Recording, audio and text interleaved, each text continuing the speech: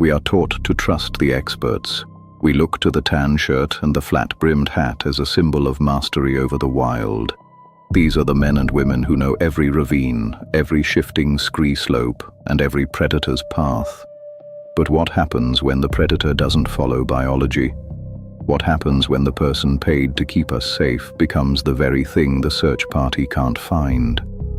Today we examine the files of the guardians who went into the tree line and never came back. These are the vanished rangers. Prepare to enter the witness ledger.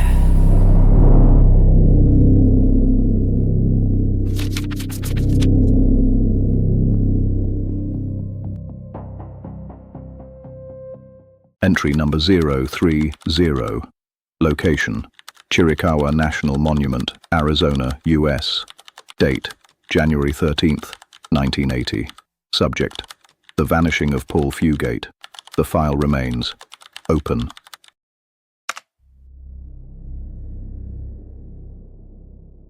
January 13th, 1980. 2 p.m. Paul Fugate was 41 years old, an experienced ranger with a deep local knowledge of the Chiricahua wilderness. He told his wife he was going for a short hike on the nature trails near their home. He was in full uniform. He carried no heavy gear, no water. He wasn't planning on being gone long. He was seen by a visitor just a few hundred yards from the trailhead. Then, the silence of the monument swallowed him whole. The search for Fugate was one of the most intensive in NPS history. Tracking dogs, helicopters, and expert man-trackers covered every inch of the 12,000-acre monument.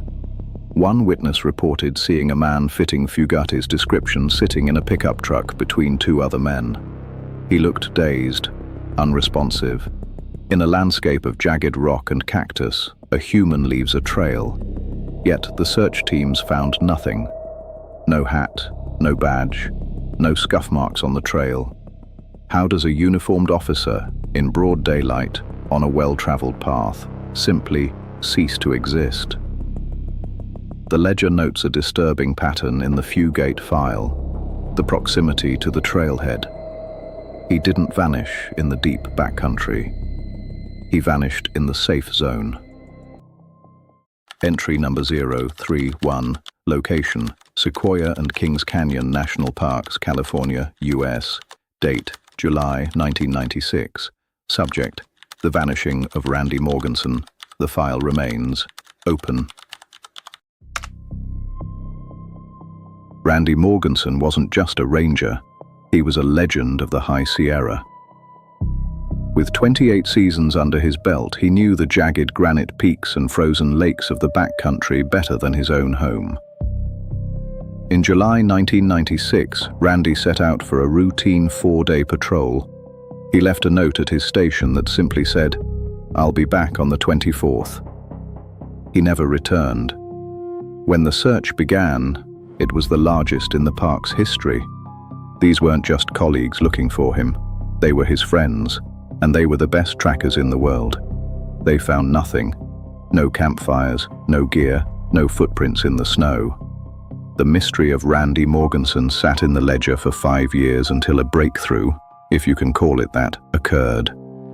His remains were eventually found in a drainage area of a creek. The unsettling part: this specific area had been searched repeatedly by elite teams during the initial disappearance. His radio was found turned on, but the battery was dead. His uniform was intact, but there was no clear sign of what had actually caused his death. A man of his skill doesn't simply get lost and die in a creek bed that he had patrolled 100 times.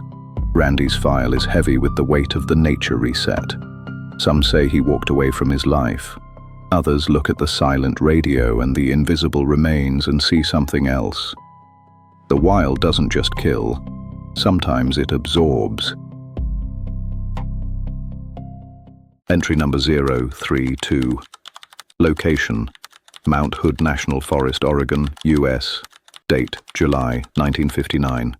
Subject: the disappearance of Fred L. Johnson. The file remains open. Fred Johnson was the kind of man the Forest Service relied on without hesitation. A seasoned fire lookout and wilderness ranger equivalent, he spent his summers alone in the high towers above Oregon's timberline. He knew the ridgelines, the weather shifts, and the quiet language of the forest better than most people know their own neighborhoods. Isolation wasn't a burden for him. It was the job. In July of 1959, Johnson was stationed at the Bull Run Lookout, a remote tower perched above steep, forested valleys. One morning, he signed the logbook, stepped outside to check a nearby trail, and simply never returned. When another ranger arrived hours later, the tower was empty. Johnson's pack, his food, his radio, all untouched.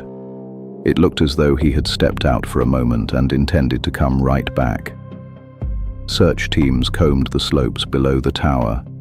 They found no tracks, no clothing, no broken brush, no sign of a fall. Bloodhounds brought to the scene failed to pick up a trail. It was as if Johnson had walked off the mountain and dissolved into the air. From the tower, Johnson had a 360-degree view of the terrain. He knew every hazard, every drop-off, every safe route. A misstep was unlikely, a deliberate disappearance even less so. He left behind everything a man would need to survive. Fire lookouts are trained to signal distress at the first sign of trouble. Johnson never radioed, never called for help, never left a note. The forest below remained undisturbed, as though it had swallowed nothing at all. In the ledger, the Johnson file stands as a reminder that even those who watch the wilderness from above are not immune to its pull. Did he slip into the trees unseen, or did something move through that quiet valley that only a lookout could witness? Entry number 033. Location: Yellowstone National Park, Shoshone Lake, U.S. Date: September 2021. Subject: The vanishing of Kim Crumbo. The file remains. Open.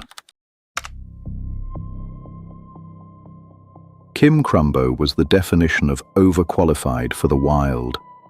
A former Navy SEAL with 2 tours in Vietnam, he spent decades as a high-level river ranger and wilderness coordinator. He didn't just know the land, he knew how to survive when the land turned hostile. In September 2021, the 74-year-old Crumbo and his half-brother Mark O'Neill, also a retired NPS ranger, went on a multi-day trip to Shoshone Lake, a place known for its sudden, violent weather and bone-chilling water. When they failed to return, a search team found their vacant campsite. Soon after, they found Mark O'Neill. He had succumbed to exposure near the shoreline.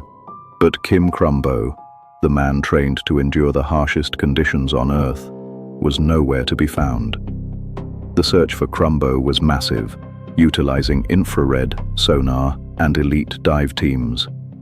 Crumbo's tracks were found near his brother's body. It appeared he had provided aid to Mark, yet instead of staying with the body or the gear, Kim's trail led away into the deep brush of the Yellowstone interior. Crumbo was a world-class swimmer and survivalist. Even in the freezing waters of Shoshone, his training would have kicked in. Yet, despite weeks of searching the water and the land, not a single trace of his clothing, his pack, or his remains has ever been recovered. In the ledger, the Crumbo file stands as a warning. Training, muscle memory, and decades of experience offer no guarantee of safety when the nature reset occurs. Did he succumb to the elements, or did he follow something into the tree line that the search teams couldn't see?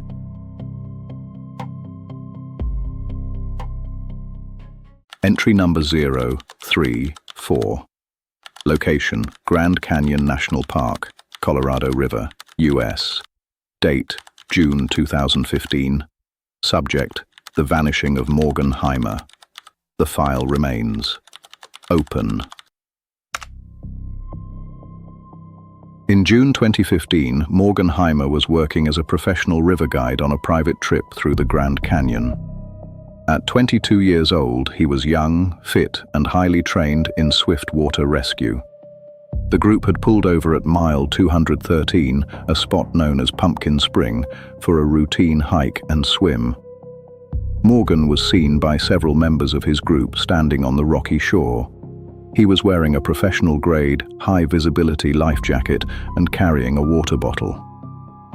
In the blink of an eye, the time it takes to look away and look back, Morgan was gone. He didn't fall into the rapids. No one heard a splash, a shout, or a struggle. He simply vanished from the ledge. The Colorado River is a closed system. If you fall in, you eventually come out, or your gear does. Morgan was wearing a Type 5 professional life jacket. These are designed to keep a person afloat even in the most violent white water. They are incredibly buoyant and almost impossible to sink. Despite an exhaustive 6-day search by NPS teams and divers, neither Morgan nor his bright, bulky life jacket was ever found. No scuff marks were found on the rocks where he stood. No water bottle was left behind. It was as if he had been erased from the coordinate point. The Grand Canyon is a place of deep time and ancient silence. In the ledger, the Heimer case is categorized under the uninvited extraction. When a man wearing a flotation device vanishes in a river and neither body nor gear ever surfaces, we have to ask, did he go into the water, or did the canyon walls themselves decide to keep him? 5 names, 5 uniforms, 5 experts who knew the rules of the wild and found out too late that the rules had changed. The ledger reminds us, the tree line is not a boundary we control, it is a veil, and sometimes those who guard the veil are pulled through it. Don't miss the next look into